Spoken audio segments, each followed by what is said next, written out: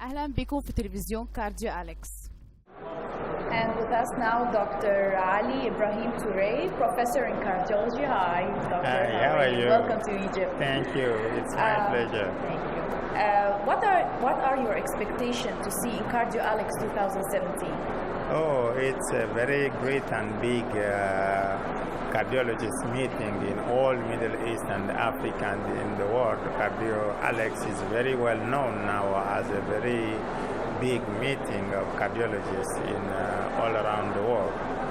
And most of the expectations are, first of all, to learn about what is new in most of the fields in cardiovascular disease, and to connect the cardiologists between them. At CardioAlex, you met a lot of famous cardiologists all around the world, and you can exchange with them, learn from them, and link some relationships between them and you, and why not between our university and in these universities. And it's really a very good opportunity for us who come from sub-Saharan Africa. And I would like to take this opportunity to thank Professor Sobhi and all the organizing committee for this wonderful meetings they used to do yearly in Alexandria. Okay. What is the frequency of heart failure with preserved ejection fraction you encounter in your practice?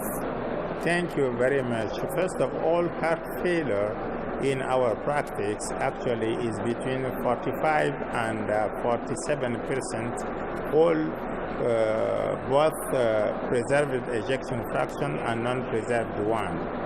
And with the one who are preserved are around between 25 and 30%. Okay. Why they are still underrepresented in randomized controlled trials? Yeah, I think that most of the time we don't, in our current practice, we don't take in count the classical findings, because to know that the ejection fraction is preserved, you should count through echocardiography. And most of the time when the patients are well known and we used to treat them, sometimes, especially in our areas, people have not enough means to do all the clinical and paraclinical tests, and sometimes they are treated without doing echography. So this is most of the reason why people don't know if the ejection fraction is preserved or not. But if echo is performed very currently, I think we are going to detect more often preserved ejection fraction with heart failure patients. Okay.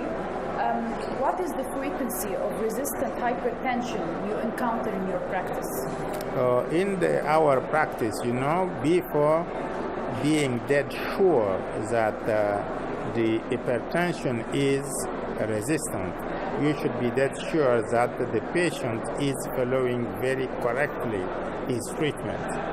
And I would like to take the opportunity, as this month of May is the hypertension May. We call it the International Society of Hypertension, call it May Measurement Month. That means that in the month of May, in all around the world, all the countries, they should try to detect the maximum cases of hypertension.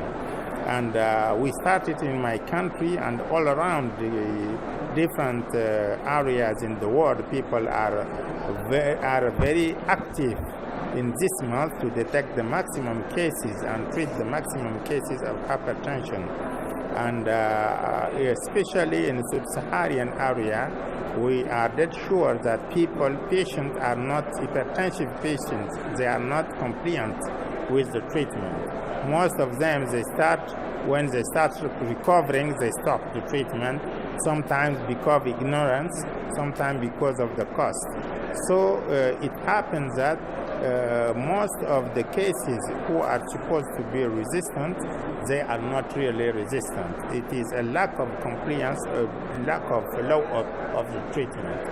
But there are really some resistance and especially in our areas, we usually see people who are not responding very well with only one enzyme converting inhibitors or only with beta blockers. We have to combine most of 2, 3, sometimes 4 classes of antihypertensive drug to control one hypertension.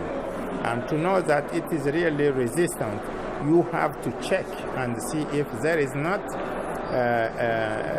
a second etiology you can find which can be treated. Instead of taking it as an essential hypertension, you should make blood tests and paraclinical tests to know if there is not a renal etiology, an endocrine etiology, or a malformative etiology, especially in young people. So you have to make all that tests to be dead sure that the hypertension, first of all, is essential and that the patient is following properly his treatment before classifying it as unresistant hypertension. Okay. Are they truly resistant, or do you always suspect patient non-compliance? Yes, especially in our areas. We know that some hypertensive people, especially when they have very high blood pressure, we can have some of them who are not responding to some treatments. But we know that the percentage of people who are not compliant to the treatment is very high, especially in Sub-Saharan Africa, because of the ignorance, first of all. Second, because of the cost of the treatment, because you know they are belonging to a very low economical level, and it's very expensive for them to treat the whole life with 3 or 4 medicines, especially when there are some risk factors like diabetes, hyperlipemia, hypercholesteremia, and hyperuricemia. All of them need another kind of tablets. So that means you increase the cost to take care of this hypertension.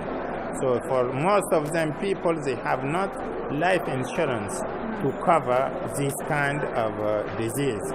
So if they have to cash it from their pocket daily, it is really very, very, very difficult for them to support the cost. They need help from the family, from people around, from the doctors, from the community to save their lives, because it's a very big challenge and it's very, very heavy according to the cost to take care of that kind of patient.